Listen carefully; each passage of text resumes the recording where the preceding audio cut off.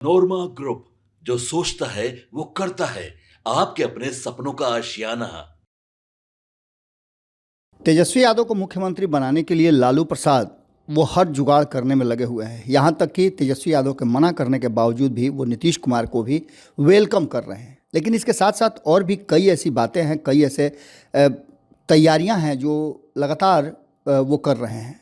इस बीच आपको बता दें कि परिवार के भीतर भी आपने देखा होगा कि जो पहले गतिरोध था उसमें अब पब्लिक डोमेन में ये सब बातें सुनने को नहीं मिलती होंगी। हालांकि भीतर खाने में क्या चल रहा है ये कहना थोड़ा सा मुश्किल होगा, क्योंकि अब लालू परिवार के भीतर से छन करके कोई बात नहीं आती है। ये पता नहीं चलता है कि मीसा भारती नाराज हैं तो तेजस्वी यादव के और तेज प्रताप यादव के बीच में किस तरह का रिश्ता है, तेजस्वी यादव के अगल बगल में जो लोग हैं उनके साथ किस तरह का तेज प्रताप का रिश्ता है। ये सारी बातें अब नहीं आती हैं। लेकिन जो बातें सामने निकल करके आई हैं वो 2025 के चुनाव में खास करके मुख्यमंत्री लालू प्रसाद माफ़ कीजिएगा मुख्यमंत्री नीतीश कुमार और लालू प्रसाद के बीच में जो कुछ भी चल रहा है उसमें कहीं ना कहीं जहर का काम कर सकती है। हालांकि आपको याद होगा कि 2015 के चुनाव में मुख्यमंत्री नीतीश कुमार को जब ये टारगेट करके भारतीय जनता पार्टी ने कहा था कि उसी लालू प्रसाद के पास चले गए जिस जंगल राज को समाप्त करने के लिए उनको बिहार की जनता ने वोट दिया था या फिर पावर दिया था, तो इस पर नीतीश कुमार का एक बयान था कि चंदन विष व्यापत नहीं लिपटत रहत भुजंग।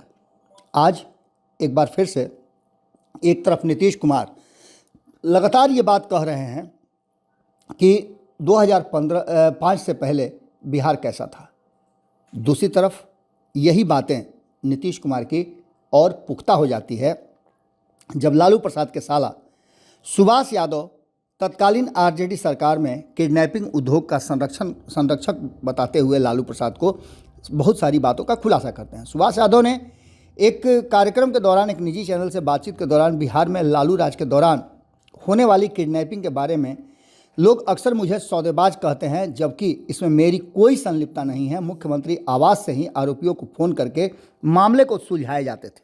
लालू और राबड़ी का कार्यकाल वैसा भी काफ़ी बदनाम था, उन्हें बदनाम करने के लिए सुभाष यादव की ज़रूरत नहीं है।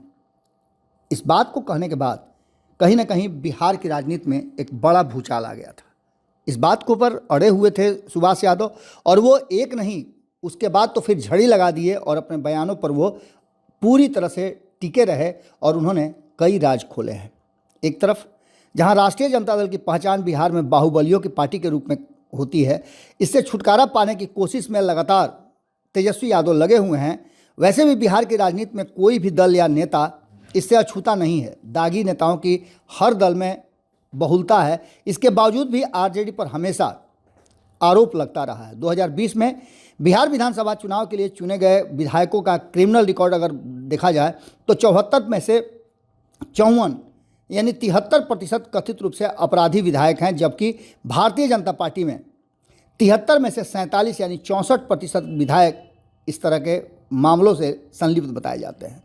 मुख्यमंत्री नीतीश कुमार की पार्टी और भारतीय जनता पार्टी की सहयोगी जेडीयू में 43 में से 20 विधायक ऐसे हैं, जबकि आरजेडी में महागठबंधन के सहयोगी कांग्रेस में 19 में से 18 ऐसे हैं। ऑल इंडिया मजलिस इत्तेहादुल मुस्लिमीन के सभी 5 विधायकों के खिलाफ आपराधिक मुकदमे दर्ज हैं। यानी देखा जाए तो हर दल हमाम में नंगे नजर आ रहे हैं, लेकिन इसके बावजूद भी आरजेडी को आपराधिक चरित्र वाली पार्टी कही जाती है और इसको लेकर के 2005 से पहले के शासन को भी टारगेट किया जाता है। आरजेडी खुद भी अपनी छवि को बदलना चाहती है, बाहुबलियों से दूरी बनाने की कोशिश काफ़ी लंबे समय से चल रहा है और तेजस्वी यादव ने जब अपने हाथ में कमान लिया है उसके बाद से वो बहुत कुछ सुधारना भी चाहते हैं। तेजस्वी यादव और तेज प्रताप बहुत कुछ बदलने की कोशिश कर रहे हैं। कई बार देखा गया है कि वंशवादी पार्टियों में नई पीढ़ी खुद को अपनी पार्टी के पूर्वजों द्वारा की गई गलतियों को सुधारने का काम करती है और इसको लेकर के तेजस्वी यादव ने कई बार माफ़ी भी मांगा है। कांग्रेस नेता राहुल गांधी भी अपने पूर्वजों की गलतियों के लिए चर्चा में रहते हैं और राहुल गांधी ने इशारों में कई बार इमरजेंसी के दौरान हुई घटनाओं को सही नहीं माना है। उन्होंने अभी हाल ही में स्वीकार किया कि पिछड़ों और दलितों के लिए कांग्रेस को पिछले दशकों में जितना करना चाहिए था वो पूरा नहीं कर पाई है।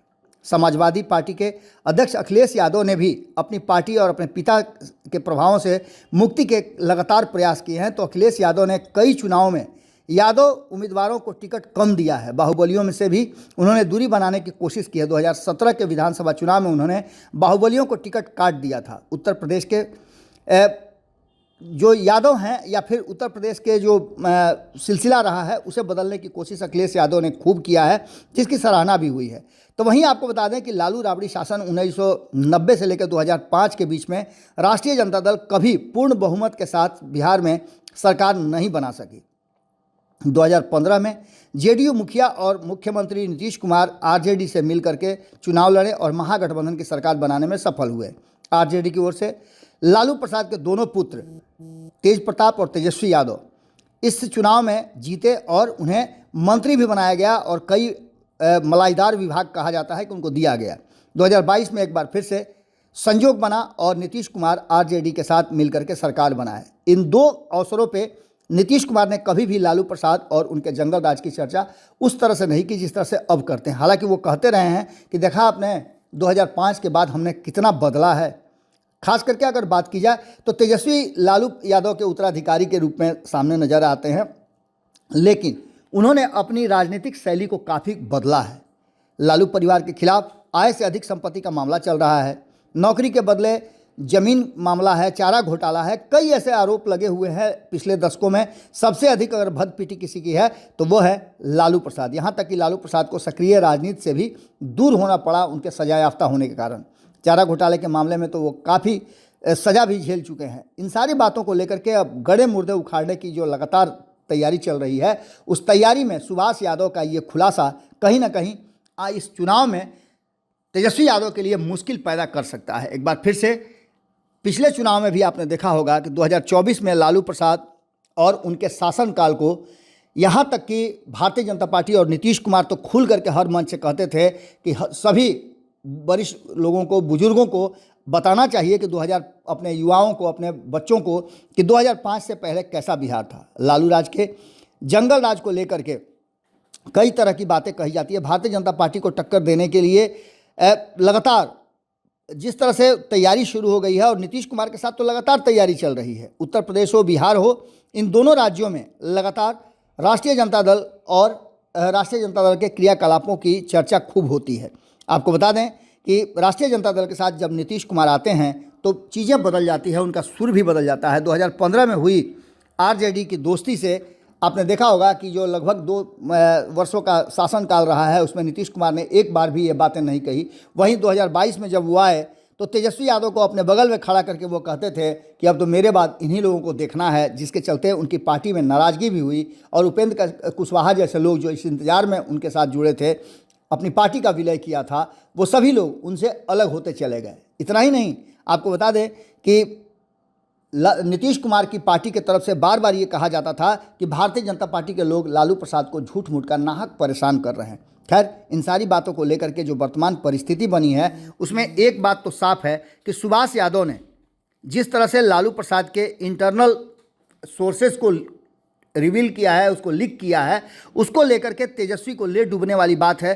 15 साल के लालू राबड़ी शासन के इस पूरे घटनाक्रम का कबूलनामा और उनका सबूत पक्का होने की बात कहना, कई सबूत सामने रखना, इस बात की तरफ इशारा करता है कि चले थे तो बड़ी लंबी छलांग लगाने, लेकिन अचानक से बार ही रेज हो गया। यानी कि जो रस्सी थी उसे ही ऊंचा कर दिया गया। अब देखना होगा कि तेजस्वी यादव इससे कैसे निपटते हैं।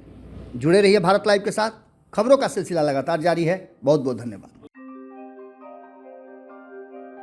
आपके सपनों को हमने सजाया है, ई होम्स पैनोरमा को हमने बनाया है। ई होम्स मेरा एक सपना था जिस पे मैं पिछले 4 साल से काम कर रहा था।